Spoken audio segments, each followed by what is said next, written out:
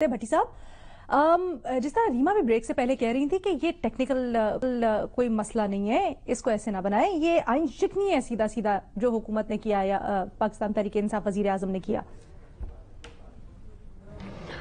देखिए मैडम शेख, पहली बात तो ये कि अभी खबरें आ रही हैं, अल्लाह करे ये गलत हों कि IMF ने पाकिस्तान का प्रोग्राम मुअत्तल कर दिया है।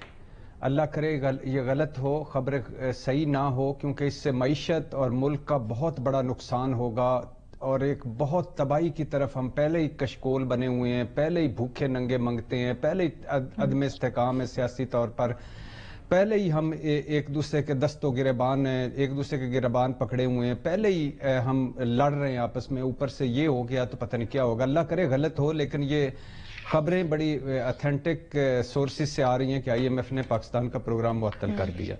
और इसको आप दूसरी कड़ी भी कह सकते हैं, वो जो रिजीम चेंज की बात है ना, कि वो जो रिजीम चेंज करना, ये एक दबाव भी हो सकता है, वो पीछे अमेरिका रहकर ये भी कर सकता है कि ये भी एंगल इसका हो सकता है कि ये आखिरी बार वो करेंगे FATF में रखना और IMF का और पीछे सारा जमा तफरीक। लेकिन बहरहाल जो आपने सवाल किया मैडम स्पीकर, बात ये है कि मैडम शेख के बात ये है, दिल तो कर रहा है कि आपको डिप्टी स्पीकर कहूं लेकिन नहीं कहता। बात ये है कि असेंबली, ये तो सच है कि असेंबली के अंदर की रूलिंग जो है वो किसी फोरम या पार्लियामेंट की वो चैलेंज नहीं की जा सकती, किसी फोरम पर पार्लियामेंट की कार्रवाई को चैलेंज नहीं किया जा सकता। मगर क्या डिप्टी स्पीकर ने आइन शिकनी की, और क्या पार्लियामेंट के अंदर आइन शिकनी हो तो उसको चैलेंज किया जा सकता है या उसको वो जायज है या नाजायज है? ये है सुप्रीम कोर्ट में असल बहस, जिसमें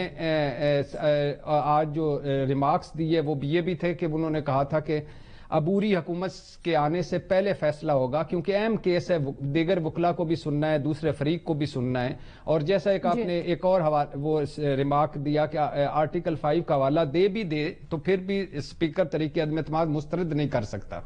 और इसके साथ साथ ये भी है, बहस कराए बगैर बिना वोटिंग की तरफ जाना, ये भी पॉइंट उठाया। और फिर एक पॉइंट जो अदालत ने आज उठाया कि रूलिंग में है कि अपोजिशन पार्लियामानी कमेटी में क्यों नहीं गई। रूलिंग में तो ये है कि अपोजिशन जानबूझकर उसने पार्लियामानी कमेटी का बाइकआउट किया, जिसका मुझे शदीद दुख और तकलीफ है।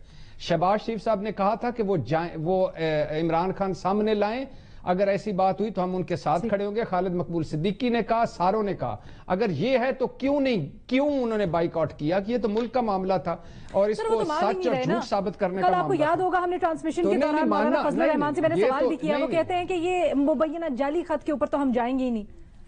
उन्होंने वाज़े जवाब दिया। फजलुर रहमान साहब ने जो नहीं, फजलुर रहमान साहब जो इमरान खान को यहूदी एजेंट कहते हैं, वो उनके पास ढेर सारे कोई बोरियां भरी पड़ी हैं सबूत की। जो मुस्लिम लीग नून कहती थी इमरान खान को बाहर से मुसल्लत किया गया, हमको उनके पास बोरियां भरी पड़ी हैं सबूत की। जो बिलावल भुट्टो साहब कहते थे ये नवाज शरीफ साहब की फैक्ट्री से राह के बंदे निकलते हैं, जरदारी साहब कहते थे नवाज शरीफ ग्रेटर पंजाब बनाने वाला जाती उमरा का, वो बोरियां भरी पड़ी थी। और जो बीबी को सिक्योरिटी रिस्क आ गया तो बोरियां भरी पड़ी थी। तो ये जाना चाहिए, मैं और आप तो हम तो बहस कर सकते हैं ना, इनको तो वहां शामिल होकर कहना चाहिए ये देखो जी झूठ है। अगर कौमी नेशनल सिक्योरिटी काउंसिल में उस पे साजिश का लफ्ज नहीं है इलामिया में, और ये सारा नहीं है, तो इनको जाना चाहिए। अब गद्दारी मुहिब्बे वतन को एक तरफ रखे मैडम शेख, आखिरी 2 जुमले, चारों तरफ से जो हो रही है सियासत इसको एक तरफ रखे।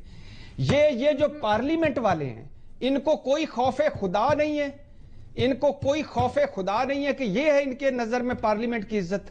यानी अगर ये आइन शिकनी हुई है तो ये इसका मतलब है पार्लियामेंट में आइन शिकनी, यानी ये पार्लियामेंट सुप्रीम है, आइन सुप्रीम है और सारा कोई भी तोड़ सकता। आप सुप्रीम कोर्ट में क्यों चले गए हो?